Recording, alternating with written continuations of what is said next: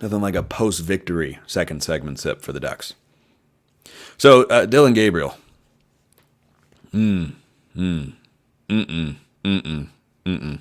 Got to knock off the turnover thing, man. Here's what's concerning, and this is the biggest concern for Oregon's offense, because you know what it was for me coming into the game? They haven't created chunk run plays. Oh, nope, they showed that they can do that. Jordan James runs through tackles. They can run left, right, inside, outside, counter, zone. I mean, they did all sorts of creative things. I think Will Stein started having a little bit of fun in the second half, like, oh yeah, we got this game won. I'm going to snap it to Jordan James. He's going to fake an end around to Dillon Gabriel, and he's just going to run through the left side. So that's kind of fun. So, I thought Will Stein had a good game, by the way. Dillon Gabriel, on the other hand, did not. He figured it out. He threw a nice touchdown to Evan Stewart. He threw a short one to Tez Johnson. He made some plays, but I thought that interception he threw against UCLA last week in the red zone was, well, you know, got that out of the way in a game that didn't matter. Nope, he's not done. He was not done throwing the ball to the other team inside the 5-yard line. At least he didn't go for a touchdown and make the game slightly uncomfortable. This game was never uncomfortable.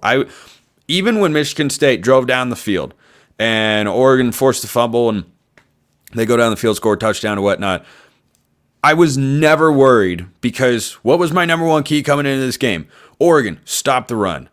And it became clear very often, yeah, Michigan State's not running the football today. That's just not going to happen. Oregon's defensive line is way too good, way too disruptive, and way too deep. And that proved to be the case. Now, the reason that it took a while for the score to reflect how the game actually was being played on the field, Oregon total yardage in this game, 477 to 250. That's not close. They had 363 in the first half. Like, that's not close. Not even remotely close. But Dillon Gabriel made two boneheaded decisions. These were not fluky plays. These were not bad play calls. I understand some fans are going to say, well, why don't you just run the ball again on 3rd and goal? Will Stein did that in the second half, and Oregon got stuffed, and they had to go to the air to punch it in on 4th and goal for the last touchdown of the game. So, you know, they run it the first 2 times. Now, I wanted to run it a 3rd time because I'm like, show me you can stop Jordan James on 3 straight plays in the short yardage. If you can, okay, then you put the ball up in the air.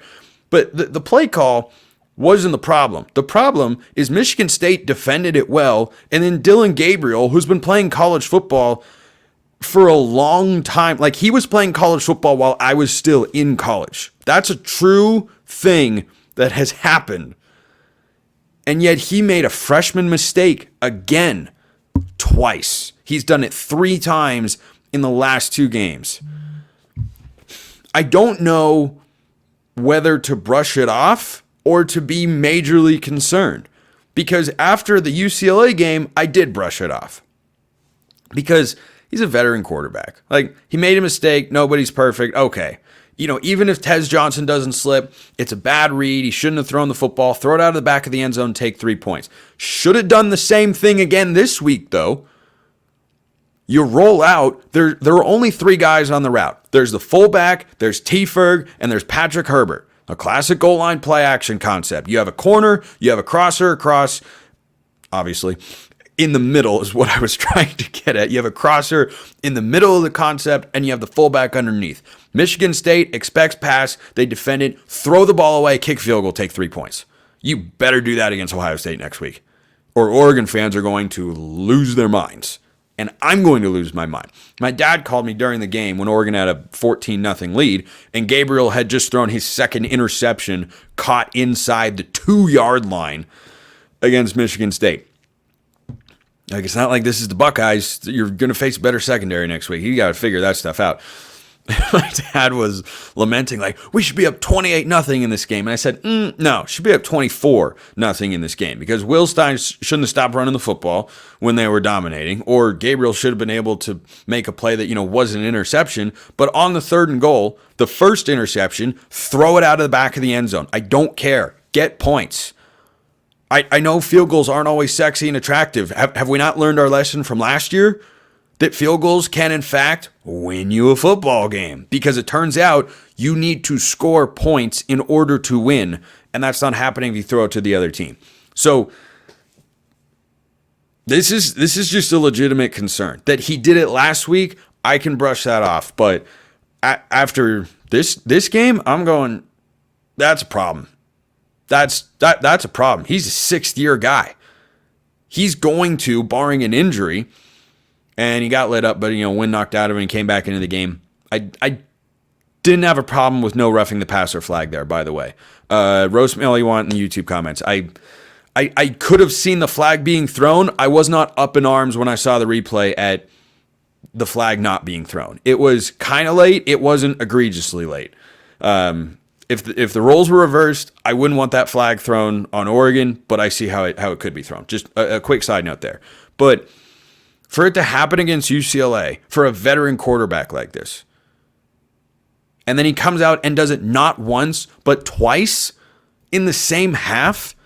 Like this game, Oregon should have. Dillon Gabriel took at least 10 points off the board, bare minimum 6, which would have been my score prediction, really, really close. But at most 14. Maybe Oregon goes for it and gets it. Maybe Oregon, and I hope on the first one, especially early in the game, Dan Lanning would have taken points. Maybe he wouldn't have because he knows that he's got a much better team than Michigan State, and he doesn't have to push the envelope the way that he might have felt he needed to against Washington a year ago. But I don't know what else to say. Like they're just bad reads. They're not inherently bad play calls or dumb designs or getting too cute. It's just Dillon Gabriel making a dumb decision. He did it last week, and then he did it twice here. Like the first one, like I said, throw it out of the back of the end zone. Your first read is probably in the flat. Your second is on the corner route. Your third is on the crosser. 1, 2, 3. They're not there. Don't force the issue. Like, okay, defense made a play, lived to fight another down. He threw the ball away a couple times in this game, and guess what? Oregon went on to score on some of those drives.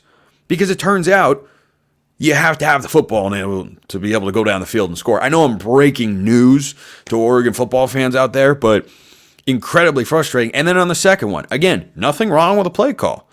Go under center. Will Stein had some neat play calls in the red zone. The 4th and goal to Tez Johnson. The 2nd and goal to Jordan James for his lone touchdown of the day.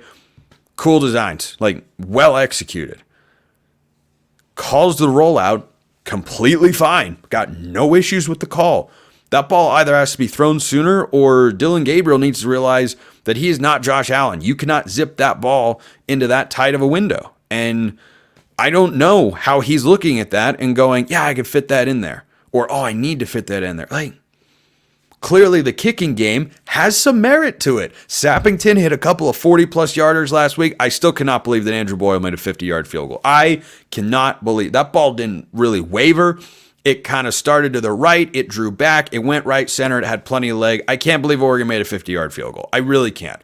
That is the most shocking thing, the most impressive thing that I saw in this football game. But in the negative sense, the most shocking thing I saw was one of the most experienced quarterbacks in the history of college football going out there making freshman mistakes. That's a frustrating thing, and that's a concerning thing, because if you can make those mistakes against UCLA, who stinks, and Michigan State, who's better but isn't very good, kind of feels like Dillon Gabriel's due for at least one turnover against Ohio State. So if you're concerned by it, I think you should be. Because once, you can write that off. And I did. But when you do it twice in a row, and then you do it another time in that half, that's to the point where now Oregon fans are going to watch Dillon Gabriel throw the ball in the red zone next week against Ohio State, and their first thought is going to be, oh, please don't be an interception. That's what I was thinking on the not on the Tez Johnson touchdown, the Evan Stewart touchdown. My thought was, oh, please don't be please. Like, you have that moment where your heart stops and you're like, oh, okay. So that needs to get cleaned up. No ifs, ands, or buts about it. I know Dillon Gabriel knows that, but he should have known that after last week. That's what is concerning. It's not that it happened against UCLA. It's that it happened twice in a half and prevented Oregon from making the score look uglier than it was. But again, does that matter? No. I think anyone that watched this football game or knows anything about what took place at Autzen Stadium on Friday night knows Oregon was completely and utterly dominant, and 31-10 looks like a big number. And guess what? It wasn't even that close, just like UCLA last week. I think Oregon overall is playing good football going into Ohio State.